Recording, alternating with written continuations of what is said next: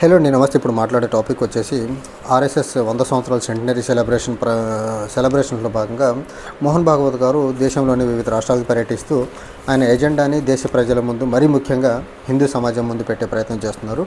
ఇందులో ప్రధానంగా ఆయన చెప్పినటువంటి మాట ఏంటంటే, రాబోయే 15 సంవత్సరాల్లో భారతదేశాన్ని అఖండ భారతంగా హిందూ రాష్ట్రంగా మార్చే ప్రయత్నం చేయబోతున్నాం.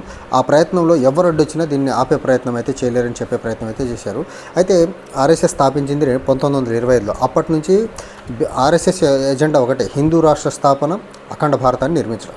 ఈ ఎజెండాతోనే పనిచేసుకుంటూ ముందుకెళ్తున్నటువంటి ఆర్ఎస్ఎస్ మధ్యలో వాళ్ళ సిద్ధాంతాల్లో కొన్ని మార్పులు చేర్పులు చేసుకున్న, సమాజంలో మారిన పరిణామాలను బేస్ చేసుకొని కోర్ సిద్ధాంతం ఏదైతే ఉందో అఖండ భారతం, హిందూ రాష్ట్ర స్థాపన, దాని నుంచి మాత్రం ఎక్కడా డీవియేట్ అవ్వలేదు. ఈ ప్రయత్నంలో భాగంగా ఇదంతా అఖండ భారతం కానీ హిందూ రాష్ట్ర స్థాపన జరగాలంటే వాళ్ళకు పొలిటికల్గా ఒక వెపన్ కావాలి, పొలిటికల్గా ఒక ఫోర్స్ కావాలి. ఫస్ట్ వాళ్ళు జనసంఘ్ మీద డిపెండ్ అయ్యారు. జనసంఘ్ నేతలతో అది సాధ్యం కాలేదు. జనసంఘ్తో సాధ్యం కాని పక్షంలో ఇందిరాగాంధీ గారు ఎమర్జెన్సీ విధించిన తర్వాత జనతా పార్టీ అనే ఒక ఎక్స్పెరిమెంట్తో ముందుకెళ్లే ప్రయత్నం చేశారు.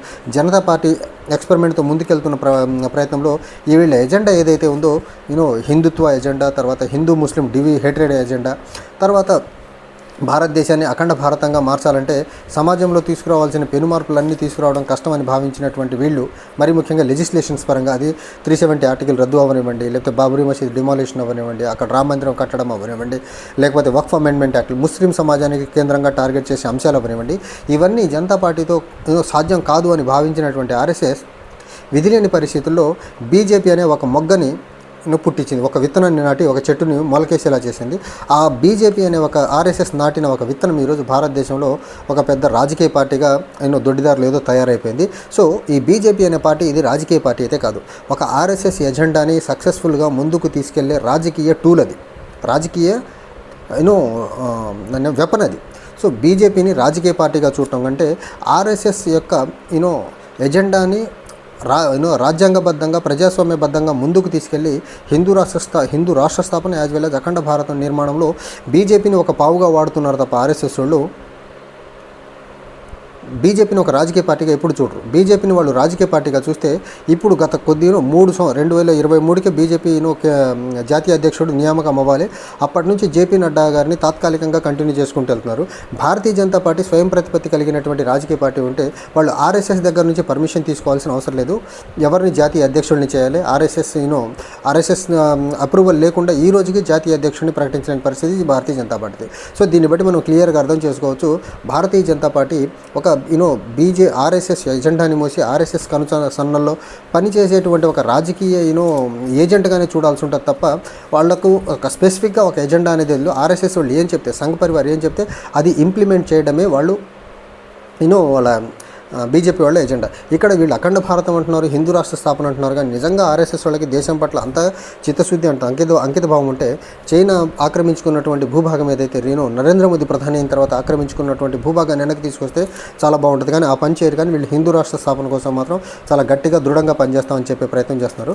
ఇక్కడ ఆర్ఎస్ఎస్ ఏర్పడిన దగ్గర నుంచి బీజేపీకి రాజకీయంగా అండదండలు అందించే ప్రయత్నంలో భాగంగా సంఘ్ పరివార్ చాలా బలమైన రోల్ ప్లే చేసింది.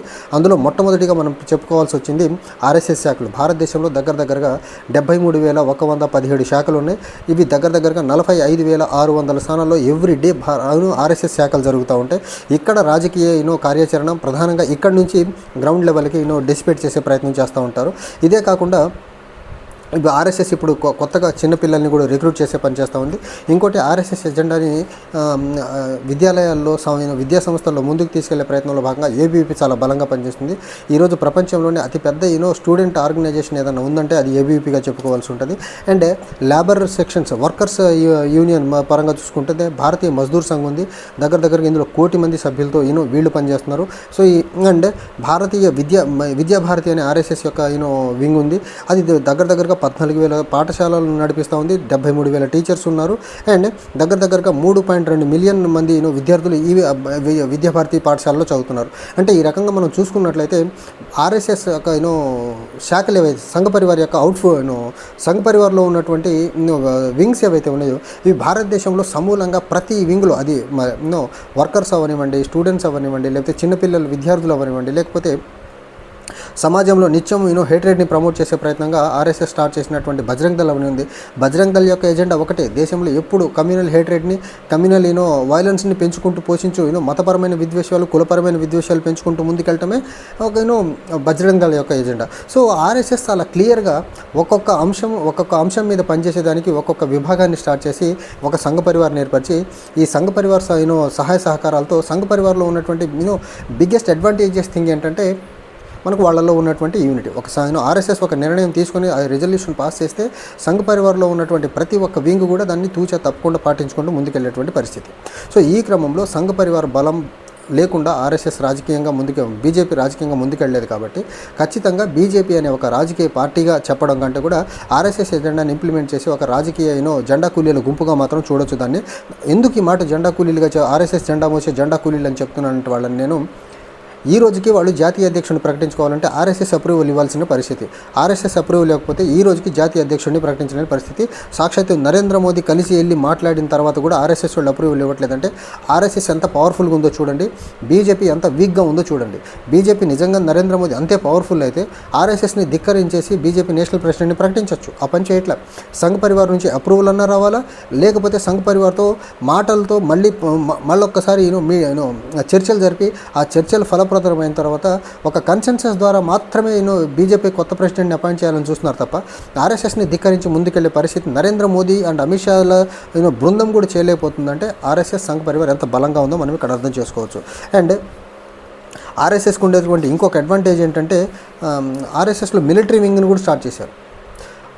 ఎక్స్ సర్వీస్ మెన్స్ ఎవరైతే ఉన్నారో, మిలిటరీ నుంచి రిటైర్ అయ్యి వచ్చిన వాళ్ళందరితో కలిపి అఖిల భారతీయ పూర్వ సైనిక్ సేవా పరిషత్ అనేసి ఆర్ఎస్ఎస్కి సంబంధించినటువంటి మిలిటరీ విభాగాన్ని చూసేటువంటి ఈ మిలిటరీ ట్రైనింగ్ ఎవరైతే బజరంగ్ దళ్ తర్వాత విశ్వ హిందూ పరిషత్ ఈ ఆర్ఎస్ఎస్ తరఫున సమాజంలో గొడవలు పెంచి పోషించి గొడవలు మత కలహాలు కుల కలహాలు సృష్టించి ముందుకు తీసుకెళ్లే వింగ్ ఏదైతే ఉందో బజరంగ్ దళ్, ఆ బజరంగ్ దళ్ వాళ్ళకి ట్రైనింగ్ ఇచ్చేది ఈ అఖిల భారతీయ పూర్వ సైనిక్ సేవా పరిషత్. సో ఈ రకంగా చూసుకుంటే భారతదేశంలో ఏ వర్గాన్ని చూసుకున్నా ఆ వర్గాన్ని ఇన్ఫ్లుయెన్స్ చేసేదానికి సంఘ పరివార్ ఒక ఆర్ఎస్ఎస్ ఒక విభాగాన్ని ఏర్పరిచింది. ఆ విభాగాల ద్వారా ఆర్ఎస్ఎస్ మోస్ట్ పవర్ఫుల్గా ఎదిగింది. సో ఈ అన్ని విభాగాల్లో ఆర్ఎస్ఎస్కి సంబంధించిన ఆర్ఎస్ఎస్ భావజాలం ముందుకు తీసుకెళ్లే వాళ్ళు ఉన్నారు. కాబట్టి ఖచ్చితంగా రాబోయే 15 రోజుల్లో దేశాన్ని ఖచ్చితంగా వీళ్ళు హిందూ రాష్ట్రంగా ఏర్పరుస్తాం, అఖండ భారత్గా మారుస్తామని మోహన్ భాగవత్ గారు అంత బలంగా చెప్పగలుగుతున్నారంటే దానికి ప్రధానమైనటువంటి కారణం ఆర్ఎస్ఎస్కు ఉండేటువంటి స్ట్రక్చరల్ స్ట్రెంగ్త్ అండ్ ఆర్ఎస్ఎస్కు ఉండేటువంటి సంఘ పరివార్లో ఉన్నటువంటి యూనిటీ. ఈ రెండింటి ప్రభావం వల్ల బీజేపీ ఆర్ఎస్ఎస్ని కాదు అనేసి ఏ పని కూడా స్వయంగా ఒక ఇండిపెండెంట్గా ఒక నిర్ణయం తీసుకునే పరిస్థితిలో అయితే బీజేపీ ఈ రోజు కాదు ఎప్పటికీ ఉండేదానికైతే ఆస్కారం అయితే అసలు కనపడట్లేదు. సో బీజేపీ స్వయం ప్రతిపత్తి కలిగిన రాజకీయ పార్టీగా ముందుకెళ్ళలేదని తెలుసు కాబట్టి ఆర్ఎస్ఎస్ మోడీ లాంటి వాళ్ళని కూడా కూర్చోబెట్టి ఆటాడే పరిస్థితి ఈరోజు చాలా ప్రస్ఫుటంగా దేశంలో కనిపిస్తూ ఉంది. సో ఇక్కడ మోహన్ భాగవత్ గారు ఎక్కడ ఏ మీటింగ్ పెట్టి ఎక్కడ ఏం మాట్లాడినా ఆయన పొలిటికల్ కామెంట్సే మోర్ చేస్తూ ఎక్కువ మాట్లాడుతున్నారు. పొలిటికల్గా ఆయన ఆర్ఎస్ఎస్ అసలు పొలిటికల్గా అఫిలియేటెడ్ లేని బయటికి చెప్తున్న రాజకీయపరమైన అంశాలు ఎక్కువ మాట్లాడుతున్నారంటే భారతదేశంలో మరీ ముఖ్యంగా బీజేపీ అధికారంలో ఉన్నప్పుడు కానీ భారతీయ జనతా పార్టీ ఇంటర్నల్ రాజకీయాల్ని చాలా బలంగా ఆర్ఎస్ఎస్ శాసిస్తుంది అనేదానికి మోహన్ భాగవత్ గారు టైమ్ అండ్ అగైన్ మాట్లాడుతున్నటువంటి మాటలు అండ్ బీజేపీని ఆర్ఎస్ఎస్ చెప్పు చేతుల్లో పెట్టి నడిపిస్తుంది అనే దానికి బెస్ట్ ఎగ్జాంపుల్ ఈ రోజుకి బీజేపీ కొత్త ప్రెసిడెంట్ అపాయింట్మెంట్కి అప్రూవల్ ఇవ్వకుండా డిలే చేస్తున్న విధానం. Thank you.